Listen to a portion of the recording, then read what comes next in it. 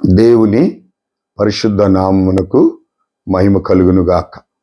మరలా ఈ ఉదయకాలమున ప్రభు యొక్క సాన్నిధ్యములో చేరి ప్రభు యొక్క వాగ్దానాన్ని వినడానికి ప్రభు మనందరినీ సమకూర్చిన విధానమును బట్టి ఆయనకే ఘనత, మహిమ, ప్రభావములు కలుగునుగాక. ఈ ఉదయకాలము దేవుని యొక్క వాగ్దానమును మనం జ్ఞాపకం చేసుకున్నట్లయితే 2 కొరింథీ 12వ అధ్యాయము 9వ వచనం ప్రియులారా, పౌలుకు దేవుడిచ్చినటువంటి వాగ్దానము, నా కృప నీకు చాలును అన్నాడు. అవును ప్రియులారా, దేవుని కృప అనగా ఉచితముగా పొందేటటువంటిది, ఏమి ఇవ్వకుండానే. అందుకే దావీదు కీర్తన 117వ కీర్తనలో ఈ మాట రాయబడి ఉంటుంది. 2 వచనాలు ఉంటాయి. యెహోవా కృప మన ఎడల హెచ్చుగా ఉన్నది అనే వచనము వ్రాయబడి ఉంటుంది. ఆయన కృప నిరంతరము కూడా మన మీద నిలిచి ఉన్నది అని మాట్లాడుతాడు. అందుకే ఇక్కడ ఈ 2 కొరింథీకి అపోస్తలుడైన పౌలు అనేక విధములైనటువంటి ఉత్తరాలు రాస్తూ సంఘాన్ని రెండోసారి బలపరిచే విధానాన్ని మనం చూస్తాం. అయినప్పటికీ పౌలు యొక్క శరీరములో కూడా నిజంగా సాతాను దూత ఒక ముళ్ళున్నట్లుగా మనం చూస్తా ఉన్నాం. అయితే ప్రభు అప్పుడు మాట్లాడుతూ ఉన్నాడు, అయ్యా, నా బలహీనత, నాకున్నటువంటి పరిస్థితి ఒక్కసారి నీ కృపతో నన్ను జ్ఞాపకం చేసుకున్నప్పుడు ప్రభు అంటున్నాడు, నేను నీకున్నటువంటి సమస్యను తీసివేయను కానీ సమస్యలో తోడుగా ఉంటానంటున్నాడు. చాలా అద్భుతం ఈ మాట, చాలా ఆశ్చర్యంగా ఉంటుంది ఈ మాటలు. నిజంగా దేవుని మాటలు మట్టి మూసలో 7 మార్లు కడిగి ఊదిన ఎండంత పవిత్రములు. అంత గొప్ప దైవ సేవకుడు, దేవుని కొరకు 1 తక్కువ 40 దెబ్బలు 5 మార్లు తిన్న పౌలు క్రీస్తుని పోలి నడుచుకున్న అతని జీవితంలో తన బలహీనత గురించి ప్రభు అడిగినప్పుడు నా కృప నీకు చాలును అంటున్నాడు. నేను నిన్ను స్వస్థపరుస్తున్నాను, నిన్ను ముట్టాను అంటలేడు కానీ బలహీనతలో కూడా నేను నీకు తోడుగా ఉంటాను అంటున్నాడు. కాబట్టి సంఘమా, ఈ ఉదయకాలమున మనం చాలా లోతుగా ఆలోచించాలి. సమస్యలు మనకు రాక తప్పవు కానీ సమస్యల్లో తోడుగా ఉండి నడిపిస్తాడు అనే విషయాన్ని జ్ఞాపకం చేసుకోవాలి. అందుకే అంటాడు 91వ కీర్తన, నేను శ్రమలో అతనికి నేను తోడయిందును, అతనిని గొప్ప చేసేదను, అతనికి నేను రక్షణ కలుగజేసేదను అంటాడు.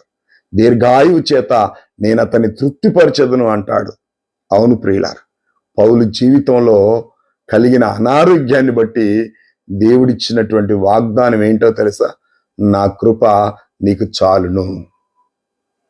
ఏంటి పౌలు జీవితంలో అంటే ఒక ముళ్ళు, అనారోగ్యం అనే ముళ్ళు తన యొక్క దేహంలో ఉన్నట్టుగా. అందుకే ఎందుకు పెట్టాడటంటే ఆ ముళ్ళంటే, నేను ఎచ్చిపోకుండా నిమిత్తము అంటాడు. నేను ఎచ్చిపోకుండా నిమిత్తము ఆయన సాతాను దూతగా నా ఒంట్లో ముళ్ళు నుంచాడు.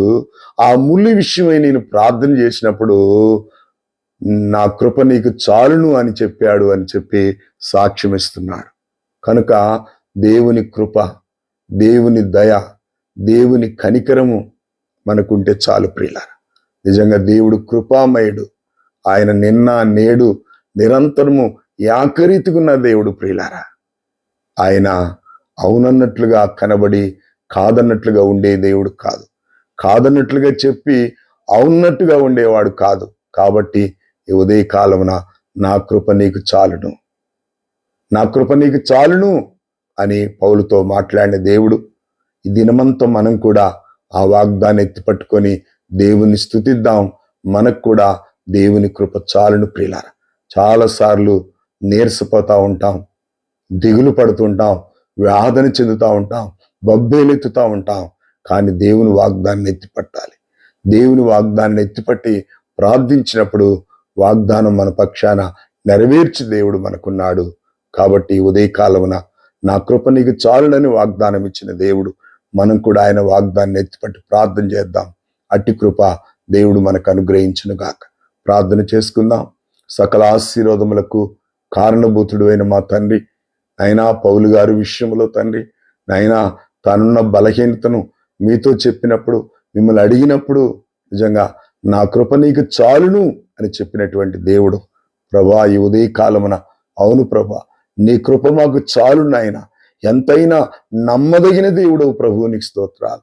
భూమి ఆకాశంలో సృజించిన సృష్టికర్తవు నాయన. ఈ సృష్టికి నువ్వు క్రియేటర్ ప్రభు, నీకు స్తోత్రాలు. నీ మాట ద్వారా కలగజేసి మానవుని ప్రత్యేకంగా తండ్రి నీ రూపం ఇచ్చినైనా ఆ ప్రభా, నీ రూపంలో ఏర్పరిచి నీ ఊపిరి ఊదినప్పుడు నరుడు జీవాత్మయ్యాడు. కాబట్టి నీ కృప మాకు చాలును తండ్రి, నీకు స్తోత్రాలు. ఈ దినమంతయు నాయన, ఇన్ని సంవత్సరాలు, ఇన్ని దినాలు నీ కృపచేత మమ్మల్ని కాపాడుతూ, సంరక్షిస్తూ, పోషిస్తూ నడిపించిన విధానం కొరకు స్తోత్రాలు. నీ వాగ్దాన్ని ఎత్తిపట్టుకొని నీ మహిమ కొరకు జీవించే కృప మా అందరికీ ఉదయకాలమును దయచేయమని యేసుక్రీస్తు నామములో అడిగి వేడుకొంచున్నాను తండ్రి, ఆమేన్. దేవుని పరిశుద్ధ నామానికి మహిమ కలుగును గాక.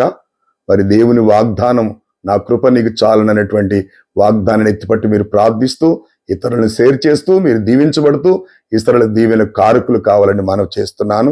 God bless you all.